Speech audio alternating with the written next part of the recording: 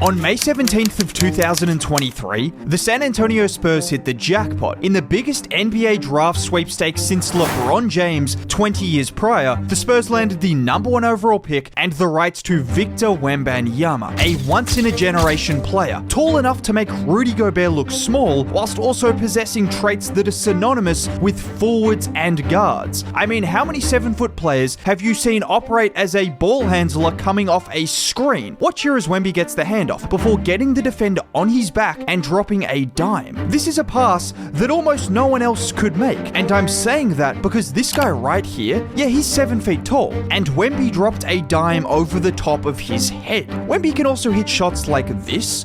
Goes through the legs.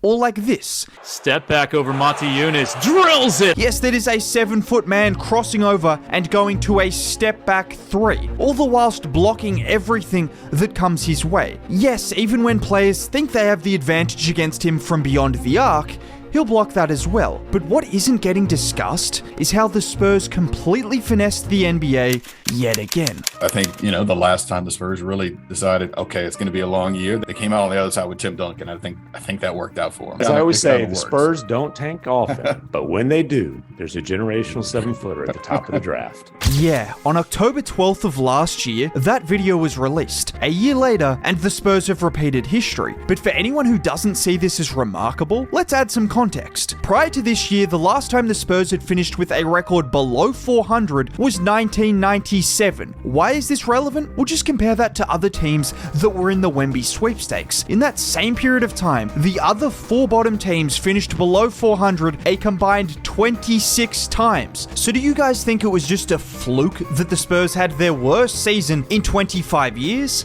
I don't think so. 2 years ago, the Spurs finished with a record of 33-39, which isn't a great spot to be in, but was particularly bad when you considered 4 of their key players were over 30. So they had a decision to make.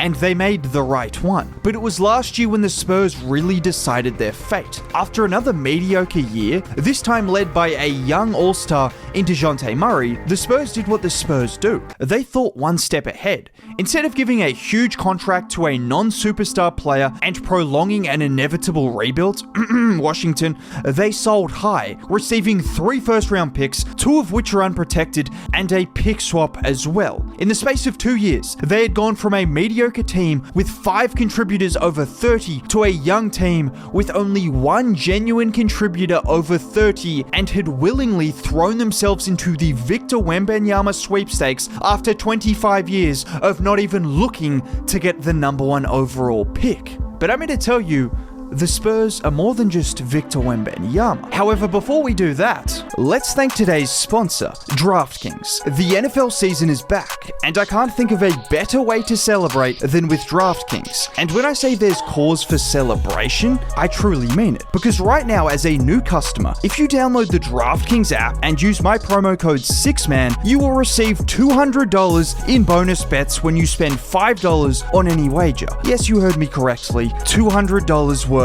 of bonus bets. And if sports betting is not yet available in your state, fear not. DraftKings has the solution with DraftKings Daily Fantasy, where you are combining fantasy football, which everyone on earth loves, with the opportunity to win cash prizes. What more could you want? Seriously.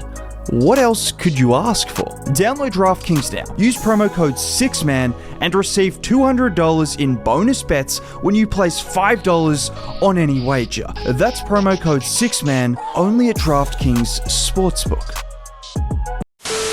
There is one player on the Spurs that never gets mentioned, a player that is perfect for the modern NBA and has improved every single season of his career. Is this the season people finally acknowledge Devin Vassell's existence? I mean, he averaged nearly 20 points, 4 rebounds, and 4 assists a game last year, shooting just under 39% from 3 on 7 attempts, and he's got a legitimate bag. Just watch here. Right here is Aaron Gordon, one of the best defenders in the league. Vassell takes him off the catch, spins toward towards the baseline for a step back midi. And that's what you'll see from Vassell very often. Crafty footwork and movement in the mid-range, reminiscent of several star players. In addition to this, he absolutely thrives in the pick and roll, ranking in the top 84 percentile for ball handlers on nearly 5 possessions a game, which is going to be absolutely lethal alongside Wemby. Just watch here. He gives it up to Roby, comes off the pick, and because of his shooting ability, he draws 2 defenders,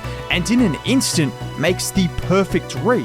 And as a scorer, he's even better. Like here where Collins sets the screen, and look at this in and out dribble to freeze Valanciunas before knocking down the mid-range shot. Have I mentioned what he can do on defense? In fact, have I mentioned the most underrated part of this Spurs team as a whole? Everyone wants to talk about Wemby and what he can do on offense, and that's for good reason. But defensively, this team has the potential to be truly elite. Just look at the length of 3 of their 4 best young players. 6'10" wingspan, 7-foot wingspan, and oh yeah, an 8-foot wingspan anchoring it all. And we need to talk about Wemby's defense, because I see the potential for him to have an Evan Mobley-like defensive impact from day one. Just watch this play where his opponent ghosts the screen. He then beats Wemby off the dribble, and look here, you would think he has Wemby beat, right? No, Wemby manages to shift his hips, and seemingly in one motion, he just erases the layup attempt. Well, how about this play? Wemby starts in drop coverage. He nearly gets the deflection off the pass, before rotating over and deterring the first layup, and then on the second attempt, well yeah, just look where his arm is. How are you even supposed to score near someone that can put their arm at the top of the backboard? Now imagine surrounding this freak of nature with 2 other guys that have all defense level potential. Yes,